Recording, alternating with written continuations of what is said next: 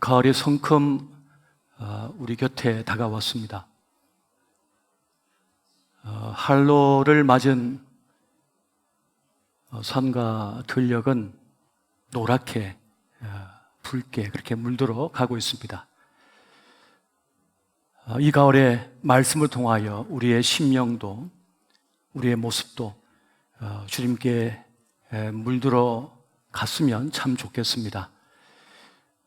계절로서는 우리가 지금 가을을 맞이했습니다만 우리 삶의 정황은 정치의 계절을 맞고 있습니다. 스스로 이 나라의 진정한 지도자를 자처한 이들로 인하여서 매우 혼란스럽기도 하지만 의미 있는 그러한 때를 우리가 지나고 있습니다. 이 시대에 꼭 필요한 지도자가 세워질 수 있도록 우리 또한 간절한 마음으로 기도의 시간을 가질 수 있어야 하겠습니다. 종교개혁의 달인 10월을 맞아 우리 신앙의 본질에 대한 부분을 살펴보고 있습니다.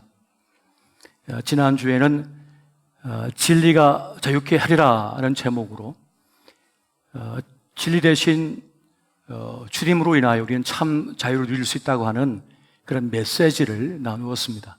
오늘은 우리 인생의 참 목자 대신 주님의 인도하심이 어떠한 것인지를 살펴보는 그러한 시간을 갖고자 합니다.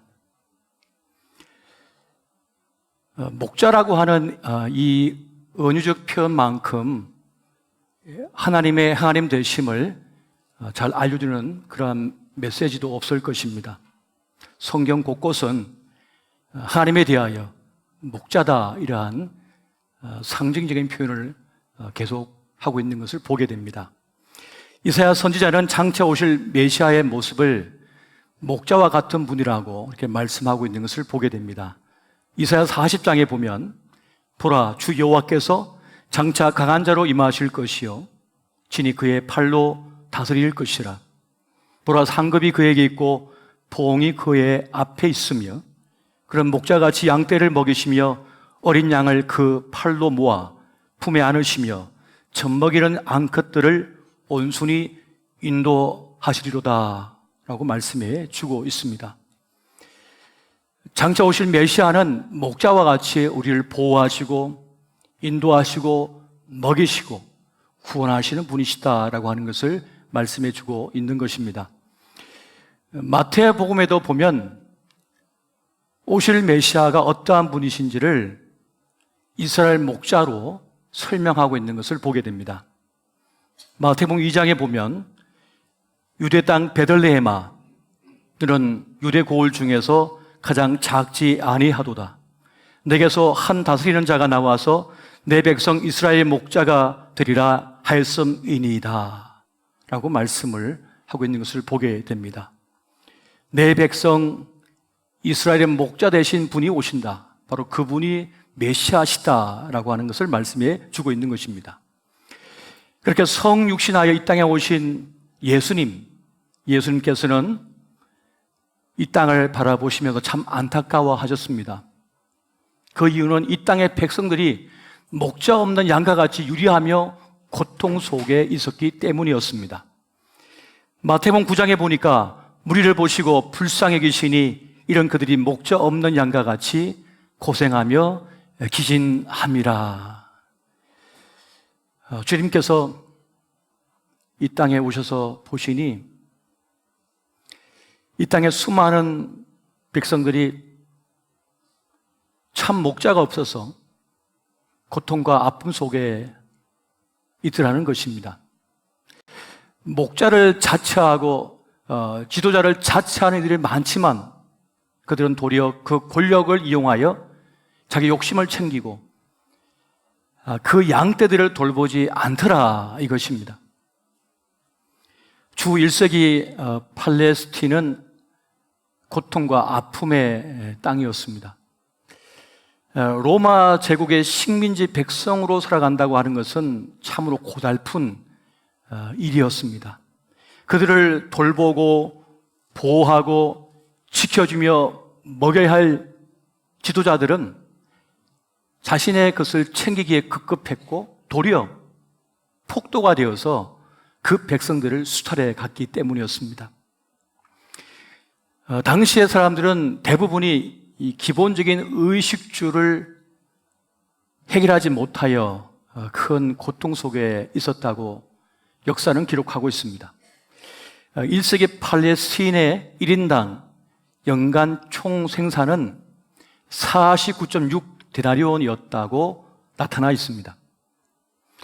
한 데나리온이 노동자의 일일 품삯인 것을 감안해 보면 참 얼마나 힘든 삶을 살았는지를 알 수가 있습니다. 그러니까 2달만 일하고 10달은 실업자로 보내는 셈인 것입니다. 그럼에도 불구하고 조세와 공납금 명목으로 최소 20%를 내야만 했던 것을 봅니다. 바닷가에 나가서 배가 나가서 물고기를 100마리를 잡으면 항구에 도착하자마자 20마리는 내놔야 한다는 것입니다. 그런 상황 속에서 얼마나 힘겨웠을까요? 계란 하나가 당시에 1데나리온이었다고 합니다. 하루 꼬박 일을 해야 계란 한 개를 얻을 수가 있었다는 것이죠. 그러니까 단백질을 보충하지 못한 그들은 만성적인 영양실조, 질병 속에 노출되어 있었다는 것입니다. 바람의 딸로 잘 알려진 국제구호 활동 전문가인 한비아 씨의 강의를 들은 적이 있습니다. 그가 월드비전의 긴급구호 팀장이 되어서 처음으로 찾아간 것이 아프간 전쟁때였습니다. 헤라트라고 하는 지역에 찾아갔을 때 그곳의 가장 큰 문제는 극도의 굶주림이었다고 합니다. 전쟁으로 부모를 잃은 아이들은 돌봐줄 어른이 없었기 때문에 음식을 구하지 못해서 기아에 허덕이고 있었고 아사 직전에 처해 있었다고 합니다. 영양실조는 이런 것이죠. 팔이 비틀어지는 겁니다. 그리고 다리는 꼬챙이처럼 가늘어지는 것입니다. 머리와 얼굴은 노랗게 탈색이 되고 배는 올챙이처럼 볼록해지는 것입니다. 무엇을 먹이려고 해도 먹을 수가 없어요. 이 위와 간, 위장이 다 망가졌기 때문입니다. 그 이유는 살기 위해서 이것저것 주워 먹은 겁니다. 독초인지도 모르고 그걸 뜯어서 먹다 보니 그것이 뱃속에 들어가서 독성을 발휘해가지고 식도도 가늘어지고 음식을 삼킬 수 없는 상태까지 되어버린 것이죠. 아이를 등에 메고 의사에게 달려가 보지만 의사는 살릴 가망이 없다고 그렇게 돌려보냅니다. 하지만 한비아 씨는 이 아기들을 포기할 수가 없었습니다. 그래서 자기가 할 수 있는 최선을 다하고 나머지는 하나님 앞에 맡겨드립니다. 그래서 자기 구호팀을 4조로 나누어서 불침번을 서면서 2시간에 한 번씩 아이들에게 집중 급식을 했다고 합니다. 이 죽을 미엄같이 풀어서 입속으로 흘려보내주는 것이죠. 그럼 아이들이 안 먹겠다고, 그 배고픈 아이가 안 먹겠다는 겁니다. 소리를 지릅니다. 그러나 소리가 나오지도 않습니다. 하지만 강제적으로, 억지로 그 미엄을 흘려보냅니다. 그렇게 2주 정도를 하게 되면 이제 아이들이 혈색이 들어오고 생기가 돋기 시작합니다. 공허한 눈으로 하늘을 바라보는 아이의 눈에 초점이 맞춰지고 이제 울기도 하고 웃기도 하면서 자기를 안아달라고 그렇게 손을 내민다고 합니다. 그렇게 3개월 동안 489명의 생명을 건졌다는 보고를 하고 있습니다. 목적 없는 양이 왜 비참하고 위험한 것입니까? 에스겔 선지자는 목자가 없으므로 들짐승의 밥이 되었다고 말을 합니다. 목자가 없으므로 그것들이 흩어지고 흩어져서 모든 들짐승의 밥이 되었도다. 자기 생애 시간을 마음껏 누리고 살아도 아까운 인생인데 목자가 없어 그렇게 노락당하고 짓밟힐당하고 버림당하여 끝나버리는 인생, 그것이 바로 목자 없는 인생의 모습이라고 말씀하고 있는 것입니다. 더 나아가서 에스겔 선지자는 그 이유를 거짓 목자들 때문이라고 말씀하고 있습니다. 에스겔 34장에 보면 인자야 너는 이스라엘 목자들에게 예언하라. 그를 곧 목자들에게 예언하여 이르기를 주 여호와께서 이같이 말씀하시되 자기만 먹는 이스라엘 목자들은 화 있을진저 목자들이 양떼를 먹이는 것이 마땅하지 아니하냐. 너희가 살찐 양을 잡아 그 기름을 먹으며 그 털을 입되 양떼는 먹이지 아니하는도다. 무슨 말씀입니까? 힘든 세상에 더 힘들게 사는 이유가 참 목자를 만나지 못했기 때문이라고 말씀하고 있는 것입니다. 세상에는 스스로 목자요, 지도자라고 자처한 이들이 많습니다. 하지만 얼마나 많은 이들이 목자를 가장하여 도둑질을 행하는지 모르겠습니다. 권력을 독점하고 유지하기 위하여 온갖 거짓과 부정을 일삼고 자기와 자기 사람들만을 위하여 그 힘을 사용하는 일들이 얼마나 많은지 모르겠습니다. 그 비정함 때문에 힘없고 돈 없고 의지할 곳 없는 이들은 얼마나 큰 고통 속에 이 땅을 살아가다가 씨름하다가 끝나는지 모르겠습니다. 진정한 목자가 없음 때문에 거짓된 지도자 때문에 그 수많은 고통이 있다. 이것을 말씀해 주고 있는 것입니다. 이러한 세상 속에서 하나님께서는 말씀하십니다. 내가 더 이상 이것을 두고 보지 아니할 것이다. 참 목자인 내가 와서 그 양떼를 돌볼 것이다. 그렇게 말씀을 하십니다. 에스겔 34장 11절부터 15절까지의 말씀을 세 번역으로 우리 한 절씩 보시고 마지막 절은 같이 보겠습니다. 참으로 나 주 하나님이 말한다. 내가 나의 양떼를 찾아서 돌보아 주겠다. 양떼가 흩어졌을 때 목자가 자기의 양들을 찾는 것처럼 나도 내 양떼를 찾겠다. 깜깜하게 구름 낀 날에 흩어진 그 모든 곳에서 내 양떼를 구하여 내겠다. 내가 여러 민족 속에서 내 양떼를 데리고 나오고 그 여러 나라에서 그들을 모아다가 그들의 땅으로 데리고 들어가서 이스라엘의 산과 여러 시냇가와 그 땅의 모든 거주지에서 그들을 먹이겠다.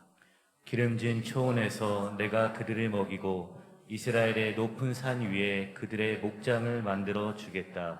그들이 거기 좋은 목장에서 누우며 이스라엘의 산 위에서 좋은 풀을 뜯어 먹을 것이다. 다 같이 내가 직접 내 양떼를 먹이고 내가 직접 내 양떼를 눕게 하겠다.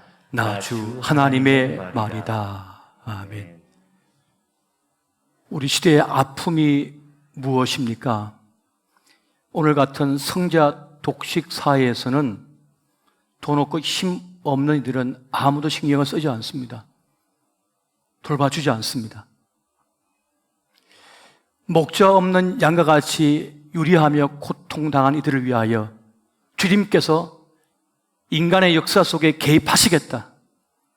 내가 내 양떼를 돌보겠다. 그렇게 주님께서 말씀하고 계시는 것입니다. 주님께서 우리 삶의 현장 속에 들어와 개입하실 때 우리의 삶은 새로운 전환을 맞이하고 우리 인생은 새로운 변화의 자리에 서게 되는 것입니다. 주님께서는 그렇게 하나님의 사람들을 통하여 이 땅의 교회들을 통하여 그리고 직접 특별하신 개입하심을 통하여 비상한 섭리하심으로 우리 인생을 이끌고 계심을 여러분 믿으시기 바랍니다. 요즘 매스컴을 통해 전해지고 있는 이 부동산 개발 비리 사건으로 인하여서 많은 분들이 공부를 가지고 계십니다. 그리고 일해서 뭐 하나, 공부해서 뭐 하나라고 하는 박탈감 속에 빠져 있는 것을 보게 됩니다. 단돈 몇십만 원을 얻기 위해서 직업을 2개, 3개씩을 가지고 애쓰는 분들이 얼마나 많은지 모르겠습니다. 그 한 푼 벌어서 자식 공부시키겠다고, 아이 결혼 자금 되겠다고, 가정을 이끌겠다고 수고한 분들이 얼마나 많은지 모르겠어요. 그런데 몇십억을, 몇백억을 마치 푼돈 다루듯 그렇게 말하고 사용하는 이들을 보면서 참으로 살 맛을 느끼지 못한 분이 참 많이 계십니다.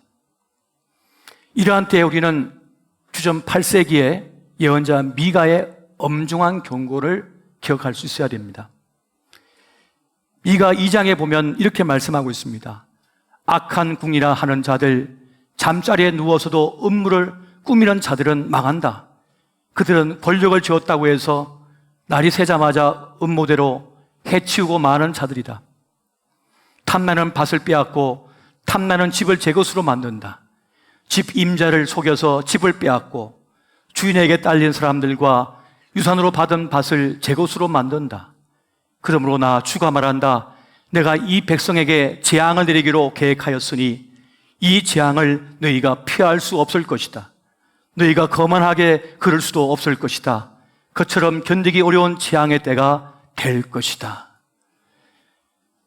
참 목자 되신 주님께서는 자기 양떼들을 보살피고 돌보고 지키시기 위하여 그 눈물을 닦아주시고 그 아픔을 신원하시는 주님이시기에 하나님께서는 심판의 일도 행하시는 것을 보게 됩니다. 그렇게 하나님께서는 참 목자가 되어주셔서 내 편이 되어주시고 내 원한을 풀어주시고 내 삶을 돌보시는 분이심을 여러분 기억하시기 바랍니다. 오늘 시편 기자는 여호와는 나의 목자시니라고 고백하고 있습니다. 한번 따라해 보십시오. 여호와는 나의 목자시니 내게 부족함이 없으리로다.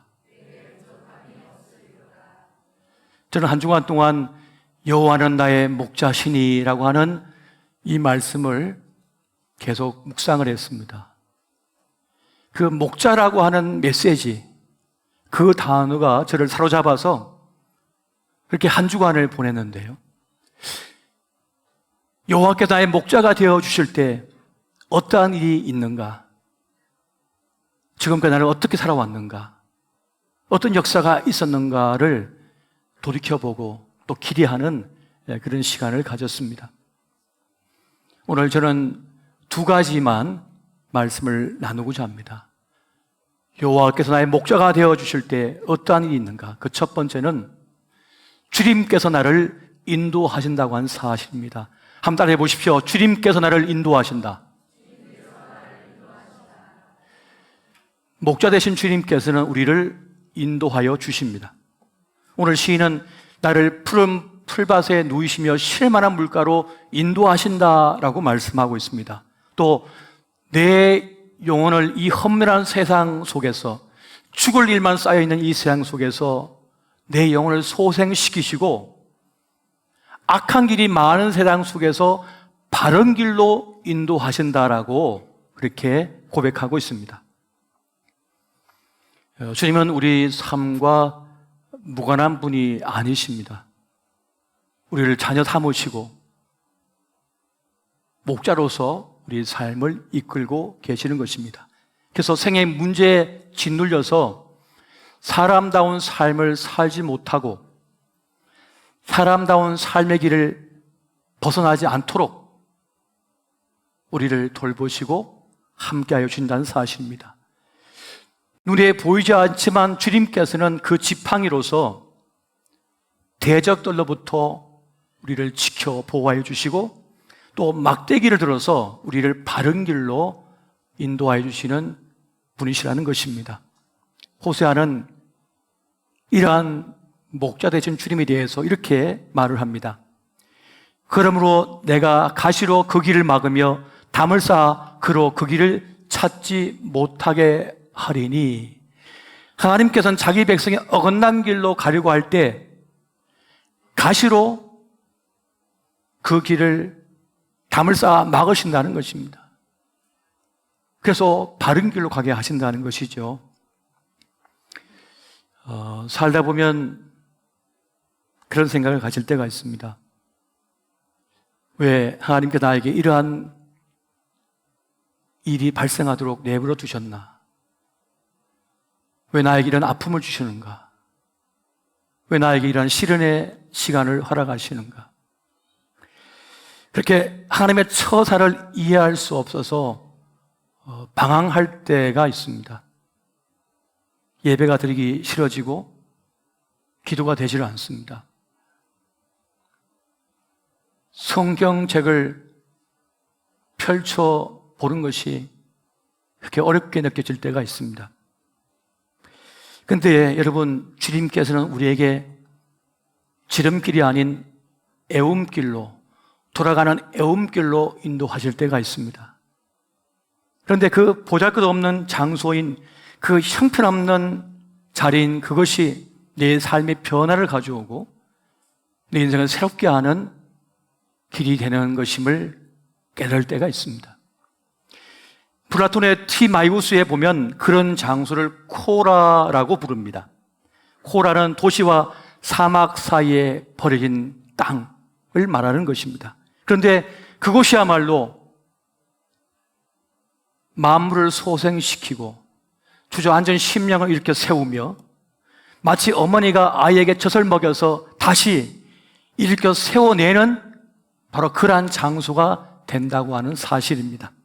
그렇게 코라는 곧 실패처럼 보이는 그 장소는, 그 자리는 우리를 성숙하게 만드는, 이렇게 변화시키는 자리가 되고 있습니다. 익숙하고 편하던 길을 벗어난다고 하는 사실은 매우 불편한 것입니다. 쉬운 일이 아닙니다. 그렇지만 그 시간이 없으면 우리 삶은 사실 깊어지지가 않습니다. 시련의 시간이 아니고서는 내 몸에 덕지덕지 붙어있는 죄악 덩어리들을 끌어낼 수가 없어요. 그 시간이 아니고서는 나를 장악하고 있는 온갖 나쁜 생각들, 죄의 유혹들, 더러운 손길을 끌어낼 길이 없습니다. 그 시간이 아니고서는, 그 장소가 아니고서는 하나님 댁에 믿을 수가 없습니다. 그래서 하나님께서는 때로 우리에게 지름길이 아닌 돌아가는 애움길, 척박하고 아무것도 없어 나를 망가뜨릴 것 같은 코라와 같은 그러한 자리를 허락하시는 것입니다. 프랑스 철학자인 샤를 페팽이라고 하는 사람이 실패의 미덕이라고 하는 책을 썼습니다. 거기에 보면 실패에 대한 몇 가지 가르침이 있는 것을 보게 됩니다. 미국 실리콘밸리에서는 페일 패스트, 일찍 실패하기와 페일 패스트, 런 패스트라고 하는 일찍 실패하고 빨리 배우기를 주창을 합니다. 실패를 겪는 쪽이 가장 좋은 이론보다 더 빨리 사람을 또는 기업을 성장시킬 수 있다는 것입니다. 작은 성공으로 잠들어 있는 것보다 작은 실패 때문에 깨어나는 것이 인생을 더 새롭게 만들 수 있다는 것입니다. 그래서 빨리 실패하고 빨리 고치는 것이 아예 실패를 경험하지 않는 것보다 더 낫다라고 하는 것을 가르칩니다. 하지만 반대로 프랑스 사람들은 패스트트랙, 빠른 길에 대한 생각, 그 병적으로 그것에 매달린다고 하는 경향을 그가 이야기합니다. 그래서 프랑스 아이들은 문제를 틀리는 것을 매우 수치스럽게 여긴다고 해요. 자기가 어떤 것을 전공하다가 중간에 포기하고 다른 것을 전공하는 것을 매우 부끄럽게 여긴다는 것입니다. 그렇게 보면 우리 교육하고도 좀 닮은 것 같아요. 저도 어릴 때 학교에서 수학 시간에 나와서 문제를 풀어라 해가지고 나가서 문제를 못 풀면 손바닥을 맞았던 기억이 나요. 그래서 저 뒤에 손 들고 몇 분 동안 있었던 기억이 납니다. 문제 틀리는 것을 아주 수치스럽게, 부끄럽게 여기도록 만든 것이죠. 그런데 미국의 교육에서는 틀리는 것을 수치스럽게 여기지 않도록 합니다. 틀리는 것은 당연하다고 얘기해요. 어떤 일을 하다 중간에 포기하고 다른 것을 다시 시도하는 것을, 다른 길을 다시 찾는 것을 매우 귀한 것으로 여기고 격려를 해준다는 것입니다. 그 영향은 기업에서도 나타난다고 합니다. 실패의 경험을 말하고 이야기하고 한번 넘어졌지만 다시 일어서서 사업을 일으킬 때 은행에다가 이 얘기를 하면 미국 은행은 그것을 매우 중요한 자산으로 여겨서 똑같은 실패를 하지 않겠지 하면서 자원을 공급해 준다고 합니다. 하지만 프랑스의 기업, 은행가에서는 회사의 블랙리스트를 가지고 한번 실패했거나 한번 부도를 맞은 기업가는 그 재정을 지원해 주는 것을 꺼리며 거부한다고 합니다. 이 프랑스라가 페팽은 이것을 주목하여 보면서 이것을 지적하고 있습니다. 여러분, 살다 보면 사랑에도 실패하고 공부에도 실패하고 직장에도 실패하고 사업도 실패하는 것이 얼마나 많습니까? 그것이 우리 인생이거든요. 근데 그것을 부끄럽게 생각할 필요가 없다는 것입니다. 우리 주님께서는 우리의 실패와 좌절과 아픔 속에 있을 때에도 우리를 정죄하지 않으십니다. 도리어 우리를 위로하여 주시고 격려하여 주시며 탈진한 우리를 일으켜 세우십니다. 그 위대한 선지자 엘리야가 850대 1에 승부를 벌여 이겼어요. 그런데 이세벨의 기세등등한 그 말에, 그 포악한 말 때문에 그만 영적으로 다운이 되어가지고 번아웃이 되어버려가지고 탈진해서 노된 나무 아래 들어가서 말합니다. 주여 저를 죽여주십시오. 그런데 주님은 엘리야를 책망하지 않습니다. 정죄하지 않습니다. 먹어라. 까마귀를 통하여 먹을 것을 떡을 보내셔서 먹이십니다. 물을 마시게 합니다. 그리고 또 잠을 재웁니다. 두려움과 공포와 분노와 아픔 때문에, 수치심 때문에 잠자지 못하는 그를 주님께서는 잠들게 하시오. 또 일어나면 또 먹이십니다. 마시게 합니다.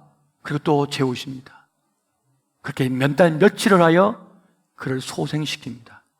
그리고 그에게 다시 미션을 줍니다. 다시 사명을 주어서 그 일을 행하도록 합니다.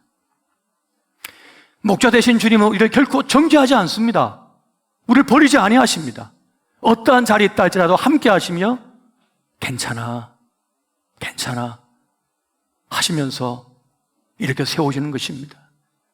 이것이 바로 목자 되신 주님의 모습인 것을 여러분 기억하시기 바랍니다. 한 남자가 있었습니다. 그런 화가를 꿈꾸며 열심히 그림을 그렸어요. 근데 그림의 진도가 나가지 않습니다. 같이 시작한 다른 동기들은 일치월장하여서 주목을 받기 시작하는데 자기가 그린 그림은 아무도 알아주지가 않습니다. 그 고통과 아픔을 이겨내기 위하여 술을 마셔보기도 합니다. 사람을 만나보기도 하고 여행을 떠나보지만 해결되지 않습니다. 그런 가운데 자기도 모르게 흥얼거림이 나오기 시작해요. 그러면서 노래를 부르기 시작합니다. 그런데 그 노래를 부를 때마다 다시 자기 영혼이 소생하는 것을 느끼기 시작합니다. 일어서는 것을 경험하기 시작합니다. 그러다가 그는 화가이기를 중단하고 노래를 부르기 시작합니다. 시를 쓰기 시작합니다. 연출을 하기 시작합니다. 그가 바로 프랑스의 음유시인이라고 불리는 가수이자 신이자 연출가 세르주 갱스브루라고 하는 사람입니다. 실패가 그에게 새로운 길을 열어주었고 새 인생을 살게 했던 것입니다. 여러분, 하나님께서는 우리의 실패를 실패로 끝나지 않도록 돌보시는 분이십니다. 할렐루야! 내가 망쳐놓은 꽃조차도 악이라도 주님 빚으셔가지고 선으로 바꾸어 내시는 분, 합력하여 선을 내시는 분, 그분이 바로 나의 목자 되신 주님이시라고 하는 것입니다. 여러분, 1944년 6월 6일이 무슨 날인지 아십니까? 노르망디 상륙작전이 있었던 날입니다. 이 상륙작전을 성공시켜서 전쟁의 판도가 바뀌어버려서 이겨버립니다. 그런데 많은 분들이 노르망디 상륙작전은 기억하지만 1942년도 2년 앞서 있었던 주빌레 작전은 기억하지 않습니다. 그런데 노르망디 상륙작전이 성공할 수 있었던 이유는 주빌레 작전의 실패에 있었습니다. 이 작전에서 4,000명이 넘는 연합군 장병들이 그렇게 전사합니다. 그런데 그 실패를 통하여 많은 것을 깨닫게 됩니다. 상륙작전을 할 때에는 공중이나 해안에서 사전에 충분한 폭격을 해야 된다고 하는 사실을 알게 되었습니다. 그리고 정면 공격이 아닌 기습 공격을 해야 된다고 하는 사실을 깨닫게 되었습니다. 그리고 본 작전에 앞서서 교란 작전을 시도해서 적을 혼란스럽게 해야 된다고 하는 사실을 깨닫게 되어졌습니다. 그래서 그 실패를 가지고 넘어서서 성공을 할 수 있었던 것입니다. 여러분, 주님은 실패처럼 보이는 코라의 자리, 지름길이 아닌 둘러가는 애움길을 하러 가실 때가 있습니다. 그 길이 필요하다고 주님께서 여기시기 때문에 그렇습니다. 아니요, 주님, 나는 지름길로만 가야 됩니다. 나는 곧장 고속도로만 달려야 됩니다. 우리 아이는 손끝도 대지 마십시오. 우리 애기는요, 손끝에 물 한 방울 대면 안 돼. 친구들하고 주먹 따짐하다가 얼굴에 상처 하나 나면 안 돼. 그런데 주님은 아니다. 시행착오 겪어야 된다. 때로는 엎어졌다가 무릎이 깨져 피가 철철 나는데 그를 견디고 일어서야만 한다. 그런데 우리는 주님의 인도하심을 믿지를 못해서 막으려고 그래요. 그러나 여러분, 주님께서는 신앙의 애움길을, 신앙의 코라의 길을 허락하시고 이끄시고 계심을 여러분 믿으시기 바랍니다. 주님은 실패처럼 보이는 그를 통하여서, 그 일들을 통하여 우리를 새롭게 하시고 다듬으시고 주님께서 기뻐하시는 믿음의 사람으로 세워가심을 우리가 잊지 말아야 하겠습니다. 그럼 여러분, 두려워하지 마십시오. 염려하지 마십시오. 목자 되신 주님께서 우리와 함께하고 계십니다. 그럼 다음으로 오늘 시편 기자는 매우 중요한 것을 말씀해 주고 있습니다. 그것은 주님께서 나와 함께 하신다라고 하는 사실입니다. 한번 따라해 보십시오. 주님께서 나와 함께 하신다. 사람이 잘 나갈 때는 돈도 붙고 건강도 붙고 사람도 붙어요. 그런데 일이 안 될 때는 다 빠져나갑니다. 돈도 빠져나가고 건강도 빠져나가고 사람도 빠져나가요. 아무것도 남지가 않습니다. 그런데 주님께서 말씀하십니다. 두려워하지 말라. 내가 너와 함께 함이니라. 모든 것이 빠져나가는 그 현장 속에서도 결코 주님은 버리지 아니하시고 우리와 함께 하십니다. 이게 바로 목자 되신 주님의 모습입니다. 90마리의 양이 있다 손칠지라도 잃어버린 그 한 마리 양을 위하여 주님께서는 찾아 헤매시는 분, 그 잃어버렸던 그 한 마리 양이 나인 것을 여러분 명심하시기 바랍니다. 그 잃어버렸던 한 마리 양이 나예요. 나를 찾아주셨던 것입니다. 18세기 독일의 철학자인 임마누엘 칸트는 내 인생에 있어서 가장 소중한 진리, 내가 찾은 한 가지 진리가 있다면 그것은 바로 주께서 나와 함께 하신다라고 하는 사실이다라고 그가 고백을 했습니다. 주님께서 나와 함께 하신다. 여러분, 이 사실을 믿으면 사망의 음침한 골짜기를 지금 지난다 할지라도 두려워하지 않을 수 있습니다. 할렐루야. 여러분, 살다 보면 도무지 이해가 되지 않고 납득이 되지 않을 일이 내 삶의 현장 속에 펼쳐질 때가 있습니다. 내 인생인데도, 내 몸인데도 내 마음대로 되지가 않습니다. 내 자식인데도 내 뜻대로 되지 않아요. 내 인생의 향방이 나에게 달려있는 것이 아님을 깨닫게 됩니다. 그런데 그 순간에도 주님께서 나의 목자라고 한 사실을 믿는 사람은, 확신하고 있는 사람은 결코 무너지지가 않습니다. 어떤 것이 나를 애워싸고 찌그러뜨리고 누른다 할지라도 주님께서 나의 목자라고 한 이 사실, 그 확신을 믿고 있는 사람은 그것에 장악당하지 않습니다. 압도당하지 않습니다. 그래서 오늘 시편 기자는 내가 사망의 음침한 골짜기를 지난다 할지라도 해를 두려워하지 않을 것은 주께서 나와 함께 하심 때문이라고 지금 말씀하고 있는 것입니다. 여러분, 목자 되신 주님은 절대 우리를 포기하지 않으십니다. 어떠한 형편과 상황 속에 있다 할지라도 주님은 우리를 외면하지 않고 찾아와 구원하여 주시는 분이심을 여러분 믿으시기 바랍니다. 여러분, 해당장 야이로의 딸이 죽었습니다. 근데 주님은 포기하지 않고 가십니다. 집 안에 들어서니까 이미 사람들은 장사 준비를 하고 있고 통곡을 하고 있고 이미 모든 소망이 끊어진 상태입니다. 근데 주님께서는 조용하라. 아이가 죽은 것이 아니라 잔다라고 말씀하십니다. 그리고 달리다 쿰 하시면서 소녀야 일어나라 하시면서 그의 손을 잡아 이렇게 세워버리십니다.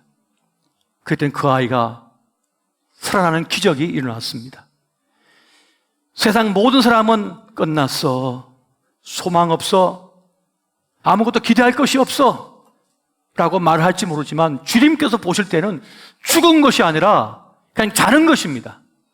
자고 있는 것입니다. 여러분, 하나님 앞에서는 완전히 망가진 존재가 없습니다. 돌이킬 수 없는 존재가 없습니다. 끝나버린 존재가 없습니다. 사망의 존재가 없습니다. 주님께서는 생명의 주권자이시기 때문에 만약 망가지고 부서지고 모든 소망이 끊어졌다 할지라도 주님께서 생명력을 공급하시면 다시 일어설 것이기 때문에 주님 앞에서는 죽은 자가 없는 것입니다. 그래서 잔다라고 말씀하고 있는 것입니다. 여러분, 어떠한 인생이라도 주님께서 보실 때는 어떠한 실패한 인생이라도 그냥 잠자고 있을 뿐이십니다. 주님께서 그 이름을 호명하여 부르시면 그런 다시 일어서게 되는 것입니다. 할렐루야. 이것이 바로 생명의 목자 되신 주님을 믿는 자의 확신입니다. 주님께서 말씀하시면 내 손을 잡아 일으키시면 나는 일어설 수 있다라고 하는 확신, 이것을 가진 이들은 절대로 넘어지지 않습니다. 그래서 미래에 대한 두려움도 이겨버립니다. 여러분, 보란듯이 주님께서는 원수의 앞자리에서 잔치상을 차려주신다고 말씀하십니다. 이것을 경험한 사람, 이 구원의 경험이 있는 사람은 두렵지 않습니다. 사실 지난 우리 인생의 세월들을 돌아보면 주님께서 참 많이도 내 인생의 잔치상을 차려주셨습니다.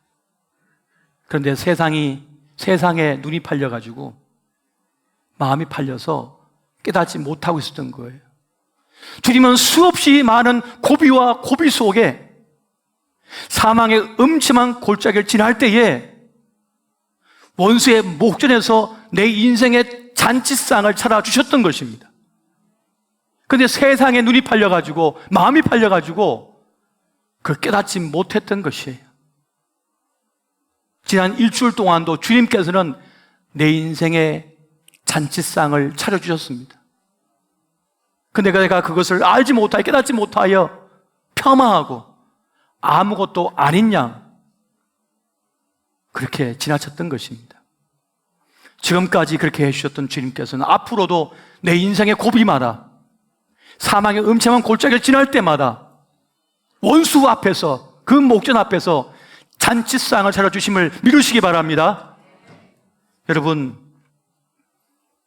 또한 주님은 우리 인생의 빈잔을 채워주시는 분이십니다. 내가 아무리 계획을 세우고 뜻을 세우고 나아가지만은 주님께서 내 인생의 빈잔에 채워주지 않으시면 다 빠져나갑니다. 내가 애쓰고 고생하고 노력하고 내가 믿음 생활 포기하고 기도 생활 포기하고 예배 생활 포기하면서까지 악착같이 모은 거 주님께서 채워주지 않으시면, 지켜주지 않으시면 허사가 됩니다. 다 빠져나가 버리는 거예요. 여러분, 그러므로 더 이상 두려워하지 마시고 고민하지 마시고 주님께서 내 빈잔을 채우심을 또 채워주실 것을 믿으시기 바랍니다. 주님께서 역사를 행하시면 그림자가 없다고 했습니다. 하나님 빼고 내 지식과 내 지혜와 내 모든 경험을 동원하면 잘 될 것 같지만 다 그림자가 남아요. 다 아픔이 남아요. 그런데 주님께서 간섭하시고 개입하시고 채워주시면 그림자가 없습니다. 뒤탈이 없어요. 완전해요. 그러므로 여러분, 이 힘겨운 세상 목자 되신 주님을 진정 나의 목자로 삼으시고 함께 동행하시기 바랍니다. 주님께서 함께 계심을 믿고 두려움을 이기고 나아가시기를 예수 이름으로 축원드립니다.